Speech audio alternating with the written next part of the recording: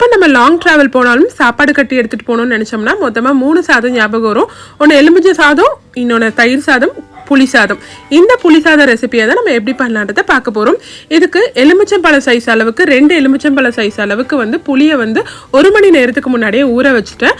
இதை நல்லா கரைச்சி எடுத்துக்கலாம். 1 hour முன்னாடியே ஊற வச்சாதான் நல்லா கரைச்சி எடுத்துக்க முடியும். இப்போ இந்த கரைசலை நல்லா திப்பிகள் எதுவும் இல்லாமல் வடிகட்டி எடுத்து 1 டீஸ்பூன் போல் மஞ்சத்தூள் சேர்த்துக்கலாம். தேவையான அளவுக்கு உப்பு சேர்த்துக்கலாம்.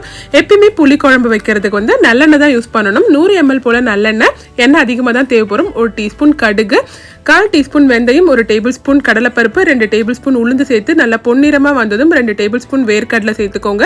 10 to 15 வரமிளகாய், 4 கொத்து கருவேப்பிலை சேர்த்து நல்லா வதக்கிட்டு 2 டீஸ்பூன் பெருங்காயத்தூள் சேர்த்து நல்லா மிக்ஸ் பண்ணிட்டு பருப்பு நல்லா செவந்ததும் புளி கரைசலை இதோட சேர்த்துட்டு எண்ணெய் பிரிஞ்சு வர அளவுக்கு குக் பண்ணிட்டா சூப்பரான புளியோதரை மிக்ஸ் ரெடி ஆயிடுச்சு. இது 1 வாரத்துக்கு வச்சுக்கலாம். இதை சாதத்தோட மிக்ஸ் பண்ணா புளி சாதமும் ரெடி ஆயிடுச்சு.